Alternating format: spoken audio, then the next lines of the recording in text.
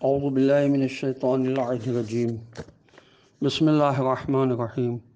الحرمین publishers Karachi Pakistan کی شائع کردہ تفسیر پارہ ام جس کے مؤلف ہیں سید ذوالفقار علی زیدی،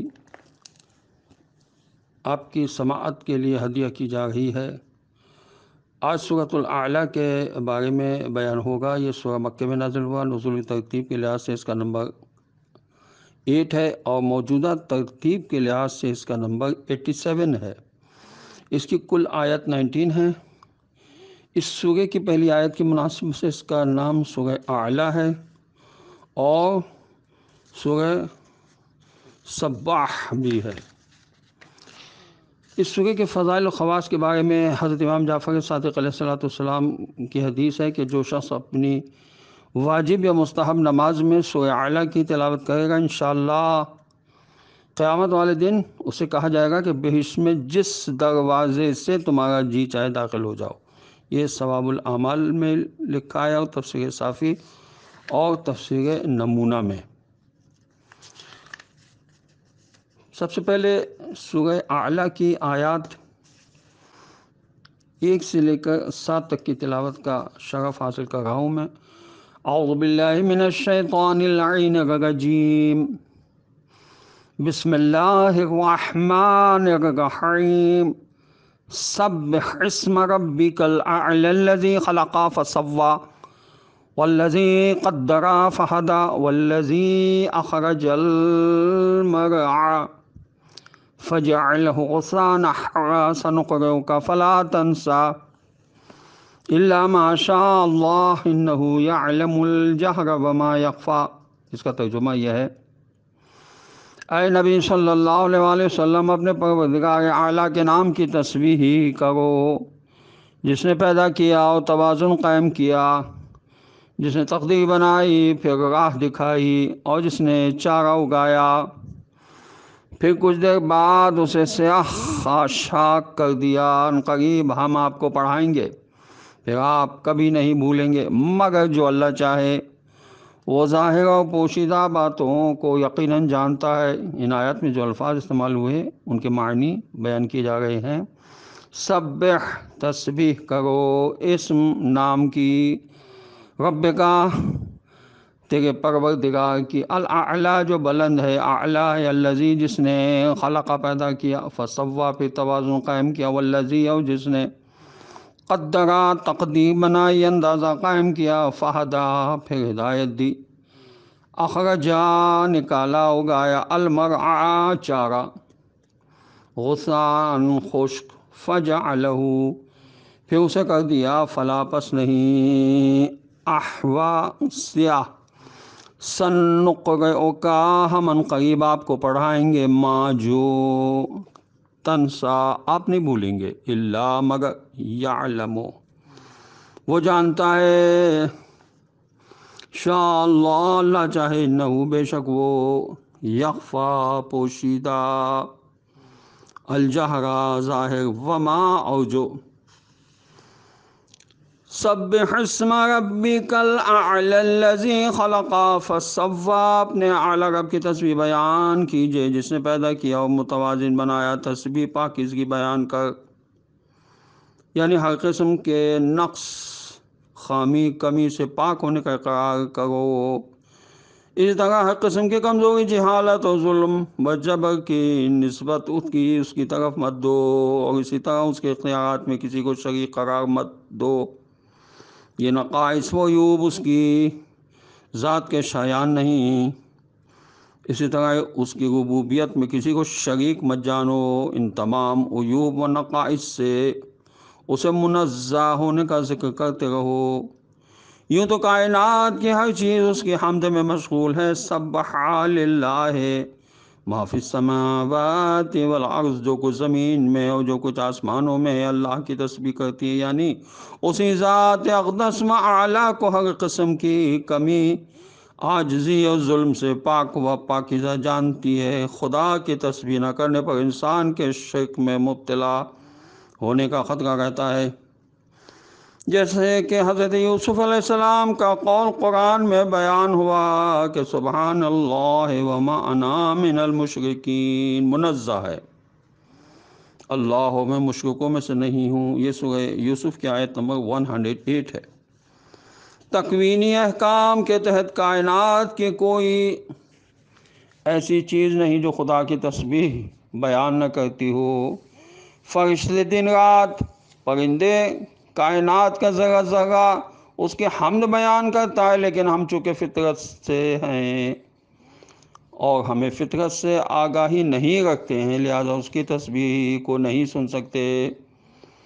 جس دن ہم فطرت سے ہم آہنگی حاصل کریں گے، اس دن سے ہماری دنیا ہی بدل جائے گی، کیونکہ اس وقت ہم حقیقت کو دیکھ پائیں گے، چونکہ کائنات کی تمام اشیاء تکوینی حکم کے تحت تسبیح بجا لاتی ہیں، اور انسان کو عقل و ارادے و اختیار دے کر تشریحی طور پر حکم دیا گیا کہ اپنے اعلیٰ پروردگار کی تسبیح بیان کرو۔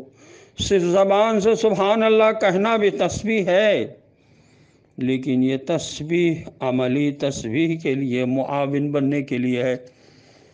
حقیقی تسبیح عملی تسبیح ہے، عملی تسبیح ہے کہ اگر تو نے اس پروردگار کو رب مان لیا ہے تو اس کی صفت میں کسی کو شریک نہ کرو۔ اگر ایسا کیا تو موحد نہیں رہو گے بلکہ شرک کی حدود میں داخل ہو جاؤ گے۔ ہم اپنی نمازوں میں ایک دن میں کئی مرتبہ سورہ فاتحہ کی تلاوت کرتے ہیں اور رب العالمین کی حمد بجا لاتے ہیں۔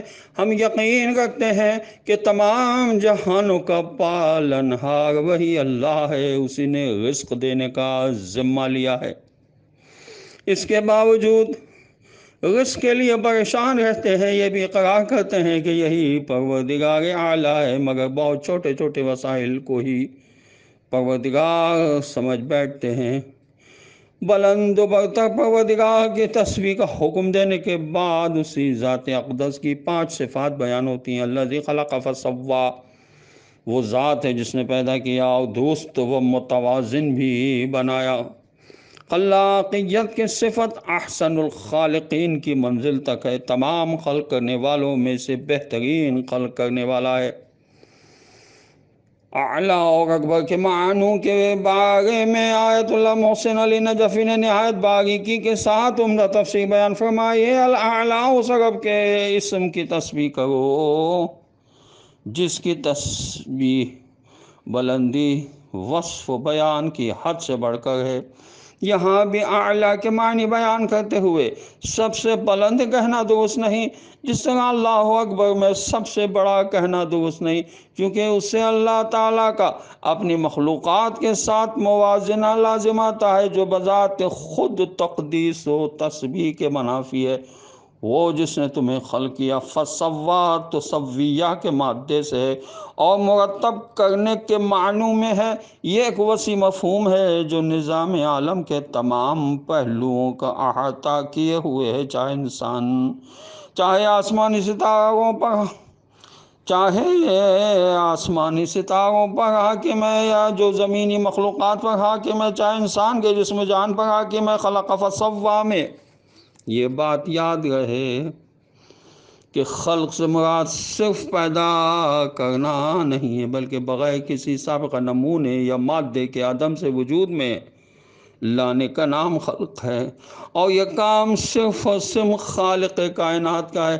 کسی مخلوق کے بس میں نہیں کہ بغیر کسی مادے کے کسی چیز کو عدم سے وجود میں لائے، اور تسویہ کے معنی برابر کرنے کے ہیں، یعنی ہر چیز کو بھی وجود بخشا، اس کی جسامت، شکل و صورت، اجزاء کی وضع اور حیت میں ایک تناسب ملحوظ رکھا کہ اس کی ضروریات کے مناسب ہو اور اس کے حصول کمال کے لیے ذریعہ بن جائے۔ ما تری فی خلق الرحمن من تفاوت والذی قدر فہدی، وہ ذات ہے جس نے تقدیر بنائی پھر ہدایت دی۔ تقدیر کے معنی کسی چیز کو خاص اندازے سے بنانے کے ہیں۔ توازن اور مناسبت کے معنوں میں استعمال ہوتا ہے، تقدیر قضا و قدر کے معنوں میں بھی آیا ہے، جس کا مطلب یہ کہ حق تعالیٰ نے اپنی مشیت کے مطابق صرف تخلیق ہی نہیں کیا بلکہ اس کے ساتھ اس کی منصوبہ بندی بھی کی اور ہر مخلوق کے حدود قیود مقرر کیے، اس کی ذات و صفات اور افعال کے لیے قانون وضع کیا۔ لفظ تقدیر سے بعض لوگ یہ گمان کرنے لگتے ہیں کہ ہماری تقدیر میں لکھا تھا، اس میں ہمارا کیا قصور۔ اسی لفظ کے جب وہ اختیار کا مسئلہ پیدا کرنے میں مطلق العنان حکمرانوں نے بھی خوب کردار ادا کیا ہے اور کہا کہ ہماری تقدیر میں لکھا کہ ہم حکمرانی کریں اور تمہاری قسمت میں رعایا بننا تھا، جبکہ اکثر ایسے حکمران اخذتہ العزت بالاسم کے مصداق تھے، جبکہ تقدیر کی بنا پر کسی انسان سے اس کا ارادہ و اختیار سلب نہیں ہو جاتا، بلکہ وہ اپنے ارادے و اختیار کے تحت وہ کام بجا لائے گا جس کا علم خداوند عالم کو ہے۔ ایک دفعہ حضرت علی علیہ السلام کے ایک مخالف نے آپ علیہ السلام سے پوچھا، آپ علیہ السلام بہت کچھ جانتے ہیں، آپ علیہ السلام بتا دیں کہ میں آج رات کیا کھانا کھاؤں گا؟ تو آپ علیہ السلام نے فرمایا آج تم چاول اور دودھ کھاؤ گے۔ اس نے کہا میں آپ علیہ السلام کو معاذ اللہ جھوٹا ثابت کروں گا اور دودھ اور چاول نہیں کھاؤں گا۔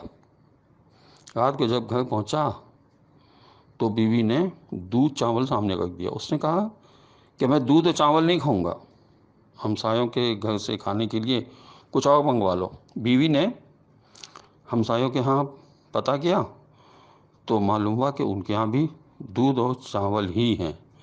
مختصر ہے کہ یہ شخص اپنی ہٹ دھرمی کی وجہ سے اپنے دوسرے رشتہ داروں کی طرف نکلا اور کوئی دوسری غذا کی تلاش کرنے لگا، لیکن کہیں بھی جاتا، جہاں کہیں جاتا تو دودھ اور چاول اسے پیش کیا جاتا۔ آخر رشتہ دار نے پوچھا آخر وجہ کیا ہے کہ تم آج دودھ اور چاول کیوں نہیں کھاتے؟ تو اس نے دل کی بات کہہ دی کہ دراصل آج میں نے حضرت علی علیہ السلام سے پوچھا تھا کہ آج میری غذا کیا ہوگی، تو انہوں نے کہا کہ آج تمہاری غذا دودھ اور چاول ہوگی۔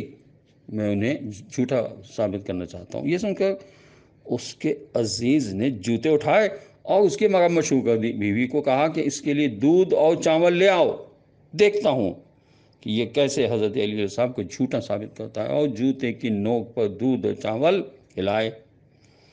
کچھ عرصے کے بعد جب حضرت علی علیہ السلام سے ملاقات ہوئی تو کہا کہ اگر پہلے ہی دودھ اور چاول کھاتے تو جوتے نہ کھانے پڑتے۔ یہاں اس واقعے میں حضرت علی علیہ السلام نے اپنے اس علم کی بنا پر کہا جو خداوند عالم کی طرف سے انہیں ملا تھا، کیونکہ جب خداوند عالم کسی کو ولی بناتا ہے تو کچھ تصرفات اور اپنے غیب کا کچھ حصہ جتنا وہ چاہے ضرور عطا کرتا ہے۔ اس آدمی کے دودھ اور چاول کے کھانے میں صرف حضرت علی علیہ السلام کو علم تھا جو خدا کی طرف سے ودیعت ہوا تھا، اور خداوند عالم تو قادر اور عالم ہے، عالم ایسا کہ ہم دل میں سوچیں تو وہ جانتا ہے، بات کریں تو سنتا ہے۔ وہ پروردگار عالم جس چیز کو تقدیر قرار دیتا ہے تو وہ چیز انسان کے ارادے و اختیار سے سرزد ہونے والی ہے، جس کی سزا و جزا اس سے ملے گی۔ ایک استاد بھی اپنے طلباء کے بارے میں بالکل ہی جانتا ہے کہ کس نے کس گریڈ میں پاس ہونا ہے، فرسٹ اور سیکنڈ کون آئیں گے، اور اسے یہ بھی معلوم ہوتا ہے کہ کس کس نے فیل ہونا ہے۔ اگر یہ استاد اپنے اس جانکاری کو لکھے تو اس کا مطلب یہ نہیں کہ چونکہ استاد نے لکھا تھا اس لیے یہ بچہ فیل ہوا، یہ فرسٹ آیا اور یہ سیکنڈ آیا، بلکہ اس کا مطلب یہ ہے کہ استاد اپنے طالب علموں کی صلاحیت کے بارے میں بہت اچھی طرح جانتا تھا اور ہر بچے کا معیار مقرر کیا تھا، وہ اسی پر پورا اترا، اور استاد نے اس معیار پر پہنچنے یا فیل ہونے پر اسے مجبور نہیں کیا۔ فہدا بس ہدایت دی، یعنی خیر یا شر جس چیز کو جس کام کے لیے بنایا گیا ہے اسے اسی کام پر لگا دیا، انسان کو اچھائی و برائی، سعادت و شقاوت کا راستہ بتا دیا۔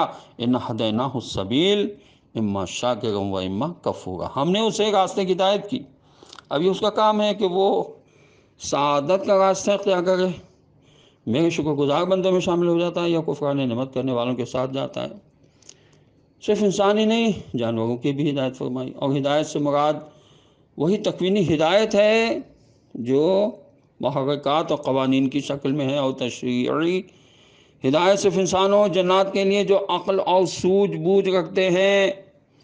ہدایت تشریعی بھی ہدایت تکوینی کی تکمیل کرتی ہے۔ یہ ہدایت تکوینی کو سمجھنے کے لیے غور کریں کہ جب ایک بچہ پیدا ہوا ہے، چاہے انسان کا ہو یا جانور کا، اسے اپنی غذا کی تلاش کے لیے ماں کے پستان کی طرف بڑھنے کی ہدایت کس نے کی؟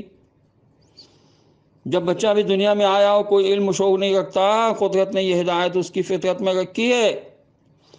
ادھر ماں کو شدید محبت مادری سے نوازا اور بچے کو ماں کے پستان تک پہنچایا۔ سورہ طٰہٰ میں ارشاد ہوا، ربنا الذی اعطی کل شیء خلقہ ثم ھدی۔ یہ سورہ طٰہٰ کی آیت 50 ہے کہ ہمارا پروردگار وہ ہے جس نے ہر چیز کو اس کی خلقت عطا کی اور پھر اس کی ہدایت کی۔ خلاصہ یہ ہے کہ ہدایت سے مراد یہ ہے کہ جس چیز کو جس کام کے لیے بنایا گیا ہے اسے اسی کام پر لگا دیا گیا ہے۔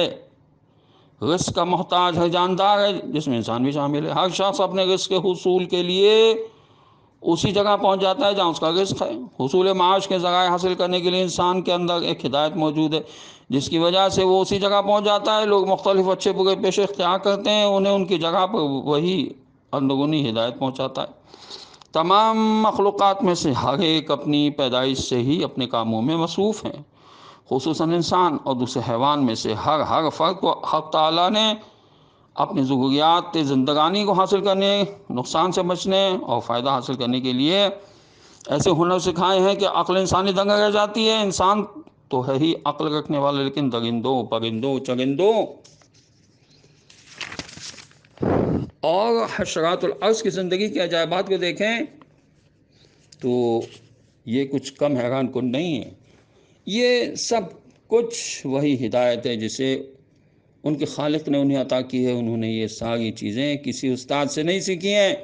وَالَّذِي أَخْرَجَ الْمَرْعَى فَجَعَلَهُ غُثَاءً أَحْوَىٰ، وہ وہی ہے جس نے چارہ اگایا اور پھر اسے سیاہ خاشاک میں تبدیل کیا۔ اس آیت میں اللہ تعالیٰ نے نباتات کے بارے میں اپنی حکمت کاملہ کا بیان کیا ہے کہ اس نے زمین سے سرسبز گھاس اگائی اور پھر اسے خشک کر کے سیاہ رنگ بنایا۔ فَجَعَلَهُ غُثَاءً أَحْوَىٰ، اور اسے سیاہ خاشاک بنا دیا۔ تر و تازگی عطا کرنے کے بعد کی قدرت و حکمت کو بیان کیا ہے، اور ساتھ ہی انسان کے آغاز و انجام کی طرف بھی اشارہ ہے۔ پہلے اسے قدر و قیمت عطا کی اور پھر اسے بے قیمت بنا دیا۔ سَنُقْرِئُكَ فَلَا تَنسَىٰ إِلَّا مَا شَاءَ اللَّهُ إِنَّهُ يَعْلَمُ الْجَهْرَ وَمَا يَخْفَىٰ، ہم قریب آپ کو پڑھائیں گے پھر آپ نہیں بھولیں گے مگر جو اللہ چاہے، یقیناً وہ ظاہر اور پوشیدہ باتوں کو خوب جانتا ہے۔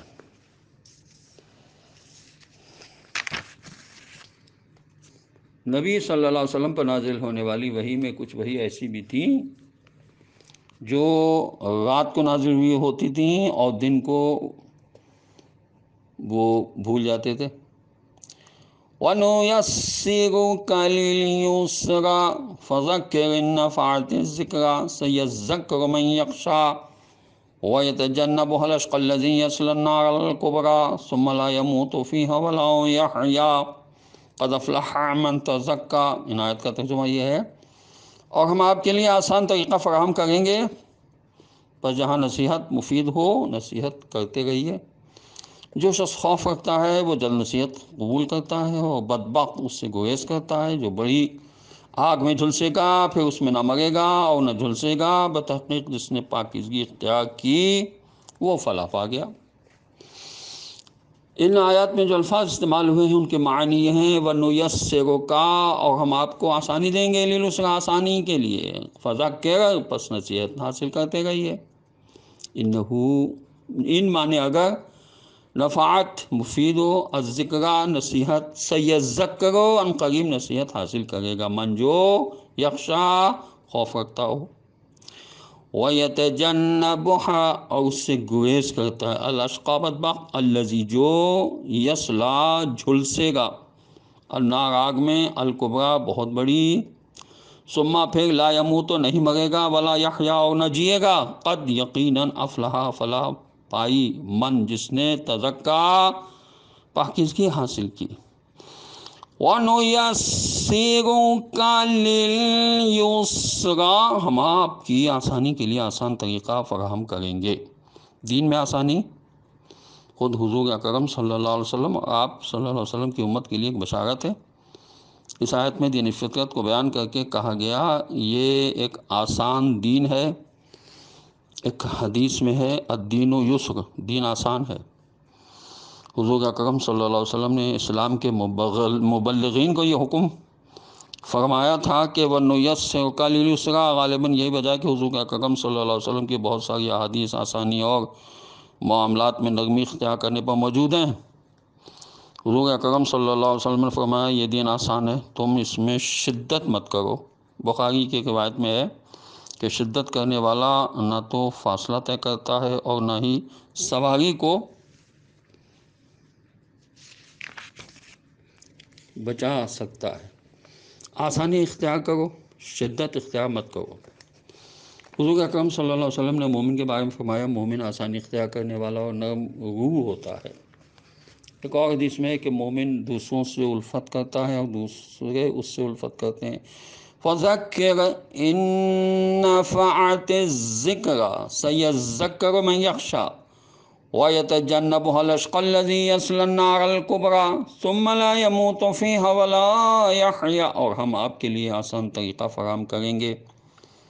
بس جہاں نصیحت مفید ہو نصیحت کرتے رہیے۔ جو شخص خوف رکھتا ہے وہ نصیحت جلد قبول کرتا ہے، اور بدبخت اس سے گریز کرتا ہے۔ جو بڑی آگ میں جھلسے گا اس میں نہ مرے گا اور نہ جیے گا۔ بتحقیق جس نے پاکیزگی اختیار کی وہ فلاح پا گیا۔ قد افلح من تزکا، بتحقیق جس نے پاکیزگی اختیار کی وہ فلاح پا گیا۔ تزکیے سے کیا مراد ہے؟ اس سلسلے میں علماء مختلف تفسیریں بیان کرتے ہیں۔ پہلی ہے کہ روح کو شرک کی نجاست سے پاک کرنا۔ تمام پاکیزگیوں میں سے اہم ترین پاکیزگی شرک ہے، پاکیزگی حاصل کرنا ہے۔ دوسری کہ تزکیے سے مراد دل کو اخلاقی رذائل سے پاک کرنا اور اعمال صالحہ کو بجا لانا۔ قرآن میں آیات فلاح، اعمال صالح کے لیے فلاح کو روح قرار دیتی ہیں۔ عام طور پر فلاح کے معنی نجات پانے کے یہاں بیان کیے جاتے ہیں، کیونکہ فلاح کے معنی نجات کے نہیں، فلاح کے حقیقی معنی یہ ہے کہ فلاح ایک ہمہ جہت پہلو اور ختم نہ ہونے والی کامیابی کو کہتے ہیں۔ جبکہ نجات کے معنی یہ ہیں کہ ایک انسان کسی مصیبت میں مبتلا تھا، اس سے خلاصی پائی۔ ہم جو اذان میں کہتے ہیں کہ حی علی الفلاح، تو اس کا بھی مطلب یہی ہے کہ آؤ ایک ایسی کامیابی کی طرف جو ہمہ پہلو ہے اور کبھی ختم نہ ہونے والی ہے۔ وَذَكَرَ اسْمَ رَبِّهِ فَصَلَّىٰ بَلْ تُؤْثِرُونَ الْحَيَاةَ الدُّنْيَا وَالْآخِرَةُ خَيْرٌ وَأَبْقَىٰ إِنَّ هَٰذَا لَفِي الصُّحُفِ الْأُولَىٰ صُحُفِ إِبْرَاهِيمَ وَمُوسَىٰ۔ ترجمہ یہ ہے اپنے رب کا نام یاد کرو، پھر نماز پڑھو، بلکہ تم تو دنیاوی زندگی کو ترجیح دیتے ہو، حالانکہ آخرت بہترین ہے اور بقا والی ہے۔ پہلے صحیفوں میں یہ بات مرقوم ہے، ابراہیم علیہ السلام اور موسیٰ علیہ السلام کے صحیفوں میں۔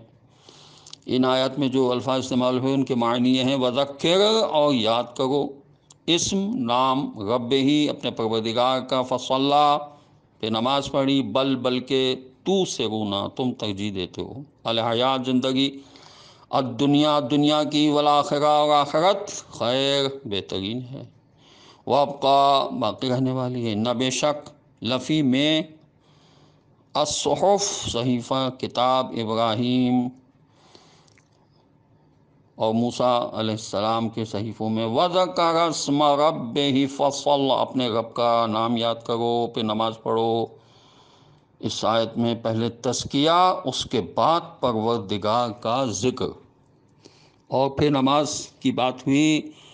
بعض مفسرین کے مطابق مکلف کے 3 عملی مراحل ہیں۔ پہلا مرحلہ دل سے باطل عقائد کا ازالہ، اس کے بعد اللہ کی معرفت اور اس کے اسماء و صفات کا دل میں حضور، اور تیسرا مرحلہ ہے خدمت میں مشغول ہونا۔